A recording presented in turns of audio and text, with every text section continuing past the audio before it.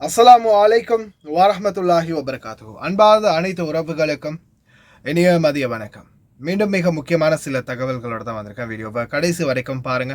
தெரியாத நண்பர்களுக்கும் மறக்காம ஷேர் பண்ணுங்க. வீடியோ பிடிச்சிருந்தா ஒரு லைக் பண்ணுங்க, சப்ஸ்கிரைப் பண்ணுங்க, தொடர்ந்து சப்போர்ட் பண்ணுங்க. முக்கியமான முதலாவது தகவல் என்னன்னா, நிறைய பேர் நாட்டுக்கு லீவில் போயிருப்பீங்க. அவசரமாக திரும்பி வர வேண்டிய காரணம் என்ன? அதாவது 3 மாதத்துக்குள்ளே நீங்கள் திரும்பி வரணும். ஏன், என்ன காரணம்? எல்லாருக்குமே லீவு 4 மாதம் தானே சொல்கிறாங்க. ஏன் சிலர் 6 மாதம் இருந்தால் கூட ஒரு பிரச்சனையும் இல்லைன்னு சொல்கிறாங்க. இந்த காலகட்டத்துக்குள்ளே நீங்கள் திடீர்னு 3 மாதம் அப்படின்றீங்களே, காரணம் என்ன அப்படின்னு பலரும் தலையை பிச்சுக்கிறதுக்கு வாய்ப்பு இருக்குது. காரணம் இதுதான்.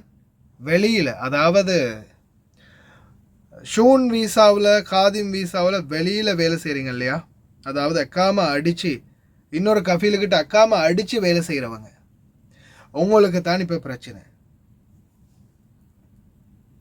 நான் எனக்கு ஒரு சகோதரர் மெசேஜ் ஷேர் பண்ணியிருந்தாங்க. வில் ட்ரை, உங்களுக்கு நான் அதை ப்ளே பண்ணுறதுக்கு ட்ரை பண்ணுறேன்.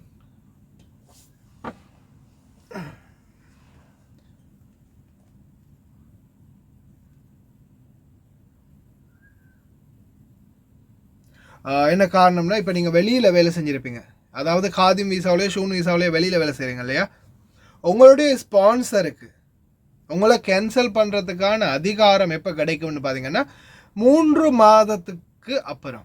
அதாவது 3 மாதம் முடிஞ்சு அடுத்த நாள் உங்களுடைய ஸ்பான்சருக்கு உங்களை கேன்சல் பண்ணுறதுக்கான அதிகாரம் கிடைச்சிரும். அந்த அதிகாரம் கிடைச்ச பிறகு என்ன ஆகும்னு பாருங்கள், உடனடியாக அவரால் முடியும் உங்களுடைய அக்காமாவை கேன்சல் பண்ணுறதுக்கு. அதாவது நிறைய பேர் இன்றைக்கி காசு கொடுத்து அக்காமா அடிக்கிறீங்க, ஆனால் நிறைய பேர் இங்கேயே ஏமாற்றப்பட்டிருக்கிறாங்க. குவைத்தில் ஏமாற்றப்பட்டுட்டாங்க பலரும். அக்காமா அடித்து கொடுத்த கஃபீல் அவங்களுக்கு அக்காமா அடித்து கொடுத்து பணத்தையும் வாங்கிட்டு அதுக்கப்புறம் மின்ஹாஸ் அப்படின்னு கேஸை போட்டு அனுப்பி விட்டுட்டாங்க.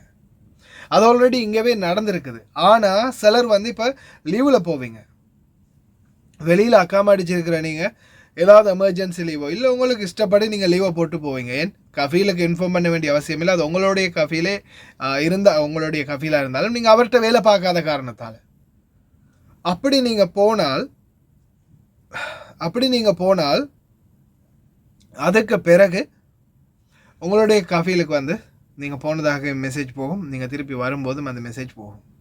அந்த சூழலில் நீங்கள் போயிட்டீங்க அப்படின்றது அவருக்கு எப்படியுமே தெரிஞ்சிடும். இமிக்ரேஷன் பாஸ் பண்ணி நீங்கள் போகும்போது அவங்களுக்கு இன்ஃபர்மேஷன் போயிடும். இன்னாரும் உங்களுடைய கஃபீல் போயிட்டு இந்த நபர் உங்களுடைய தொழிலாளர் இமிக்ரேஷன் பாஸ் பண்ணி நாட்டை விட்டு போகிறார் அப்படின்றது நோட்டிஃபிகேஷன் வந்துடும் அவங்களுக்கு ஃபோனில்.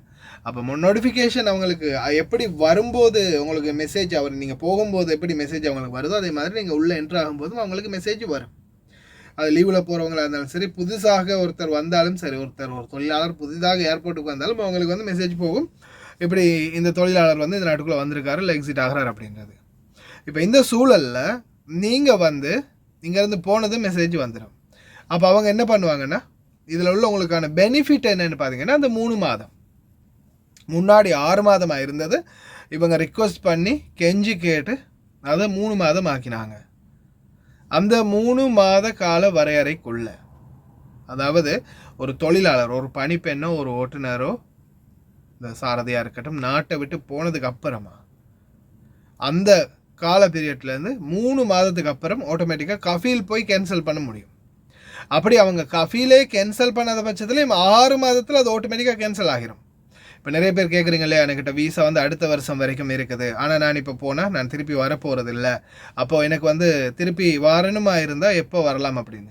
6 மாதம் கழித்து ஆட்டோமேட்டிக்காக கேன்சல் ஆகினா வரலாம். ஆனால் அதே கஃபீலுக்கு நினச்சா இன்றைக்கி போனதோடு நீங்கள் போகிறதுக்கு முன்னாடி உங்களை கேன்சல் பண்ணி அனுப்பலாம், பாஸ்போர்ட்டில் சீல் வச்சு கேன்சல் பண்ணி அனுப்பலாம். அப்படி இல்லாமல் உங்களை அவங்க நீங்கள் நாட்டுக்கு போன பிறகு கேன்சல் பண்ணணுமா இருந்தால் சரியாக 3 மாதம் கழித்து ஒரு நாளில் கேன்சல் பண்ண முடியும்.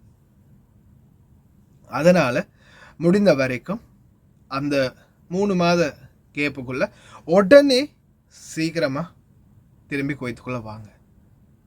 ஏன்னா நீங்கள் வந்துட்டு வேணால் திருப்பி எக்ஸிட் திருப்பி இன்னொரு டிக்கெட்டில் போனாலும் பரவாயில்ல.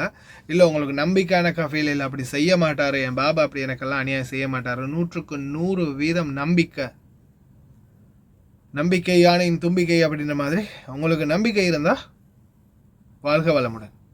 நம்பிக்கை இல்லையா, எந்த நேரத்தில் வேண்டாலும் எனக்கு ஆப்படிக்கலாம் ஷுவர் அப்படின்னு நினைக்கிறீங்களா, தயவு செய்து உடனே குவைத்துக்குள்ளே என்றாகுங்க.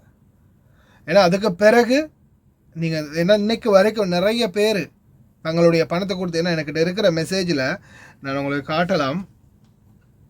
எனக்கு வரக்கூடிய மெசேஜ், நான் இது வரைக்கும் குவைத்தில் 35,000 பேரோட பேசியிருக்கிறேன். கிட்டத்தட்ட 35,000 பேரோட நான் இது வரைக்கும் காண்டாக்ட் பண்ணியிருக்கிறேன். எனக்கிட்ட இருக்கிறது மெசேஞ்சர். இது வந்து பார்த்தீங்கன்னா மெசேஞ்சரில் வரக்கூடிய மெசேஜ். இது லோட் ஆகிட்டு இருக்குது. நான் மேலே உயர்த்த போயிட்டே இருக்கும், மெசேஜ் வந்து போயிட்டே இருக்கும். அந்த அளவுக்கு மெசேஜ் ஒவ்வொரு நாளும் நான் ஹேண்டில் பண்ணிகிட்டு இருக்கிறேன். சில நேரங்களில் போடக்கூடிய மெசேஜ்களுக்கு ரிப்ளை பண்ண கிடைக்கிறது இல்லை. மற்றும்படி எல்லா மெசேஜ்களையும் பார்த்து நான் ரிப்ளை பண்ணிக்கிட்டே இருப்பேன் என்னால் முடிஞ்ச வரைக்கும். ஆனால் இப்போதைக்கு வரைக்கும் இதில் வந்திருக்கிற மெசேஜில் 15-20% பார்த்தாலும் அந்த தொழிலாளர்கள் என்ன பிரச்சனைன்னு மெயினாக கேட்டால், கஃபீல் கேன்சல் பண்ணிட்டாரு, இன்ஹாஸ் போட்டுட்டாரு, அக்காமா கேன்சல் பண்ணிட்டாரு, இப்போ என்ன செய்யலாம், அக்காமா திருப்பி அடிக்கிறதா இருந்தால் காசு கேட்குறாரு, 600 தினார் கேட்குறாரு, கராம கட்டணும்ன்றாரு, அப்படி இப்படின்னு நிறைய காசுகளை கறந்துக்கிட்டே இருக்கிறாங்க. 50 தினார் ஒன்று போடு, 100 தினார் ஒன்று கொடு, 200 தினார் ஒன்று கொடு, கேட்டுக்கிட்டே இருப்பாங்க. காசு கேட்டு உங்களை உங்களை கருவறுத்துக்கிட்டே இருப்பாங்க. உங்கள்கிட்ட இருக்கிறத சுரண்டிக்கிட்டே இருப்பாங்க. நீங்கள் ஆசைப்பட்டது வெளியில் அக்காம அடித்து நல்லா சம்பாதிக்கலாம், நல்லா எப்படியாவது நாம் முன்னேறலாம் அப்படின்னு நினைப்பீங்க. ஆனால் வெளியில் அக்காம அடித்து ஒருத்தர்கிட்டையாவது கேட்டு பாருங்கள். இப்போது கடந்த 2020ஆம் ஆண்டுக்கு முதல், கொரோனா வாரத்துக்கு முதல் வெளியில் அக்காம அடித்தவங்க தான் கிங் மேக்கர்ஸ், கேம் சேஞ்சர்ஸ். ஏன்னா வேறு லெவலில் உழைச்சாங்க. வண்டியை வச்சு டெலிவரி பண்ணுறது என்ன, ப்ரைவேட் டாக்ஸி ஓட்டுறது என்ன, காதிம் வீசாவில் ஷூன் வீசாவில் போயிட்டு வெளியில் வேலை பார்க்குறது என்ன, வேறு லெவலில் வெளுத்து கட்டினாங்க, நல்லா சம்பாதிச்சாங்க. ஆனால் இந்த 2020ஆம் ஆண்டுக்கு பிறகு உள்ள இந்த காலகட்டத்தில் இந்த வெளியில் அக்காம அடித்து வேலை செய்கிற யாராவது ஒருத்தர்கிட்ட கேளுங்க, என்னப்பா நல்லா சம்பாத்தியமா, நல்லா இருக்கிறியான்னு. எப்படியுமே அவங்களுடைய நிலைமை ரொம்ப மோசமாக இருக்கிறதா தான் சொல்லுவாங்க. அக்காம அடிக்கிறதுக்கு காசு, அதுக்கு காசு, இதுக்கு காசு, ரூம் ரெண்ட்டு, அப்படி இப்படின்னு வேறு லெவலில் அவங்களுடைய நிலைமை இப்போது தலைகீழாக மாறி இருக்குது. அந்த முன்னாடி சம்பாதிச்ச அந்த சம்பாத்தியத்தை வச்சு தான் சிலர் நம்பி ஏமாறுறது. வெளியில் தான் அக்காம அடித்தேன், நான் அந்த வீடு கட்டியிருக்கேன், கார் வாங்கி போட்டிருக்கேன், வேன் வாங்கி போட்டிருக்கேன் அப்படின்னு ஒவ்வொருத்தர் சொல்லும்போது அதை நம்பி நம்மளும் வெளியில் போனால் நல்லா சம்பாதிக்கலாம் அப்படின்னு நினச்சி வராது. ஆனால் வெளியில் வந்தால் இனிமேல் வேஸ்ட்டு.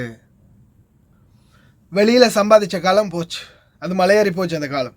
இனிமேல் வெளியில் சம்பாதிக்கவும் முடியாது. அதே மாதிரி அக்காம அடித்தாலும் கஃபீல்கள் இப்போ அக்காமாவை கேன்சல் பண்ணுறாங்க. அதனால் தயவு செய்து முடிந்த வரைக்கும் வெளியில் அக்காம அடிக்கிறத தவிர்த்துக்கோங்க.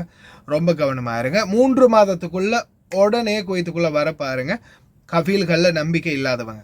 ஏன்னா அந்த 3 மாத காலம் முடிந்த பிறகு நீங்கள் வராத பட்சத்தில் அவங்களால கேன்சல் பண்ணுறதுக்கு முடியும்.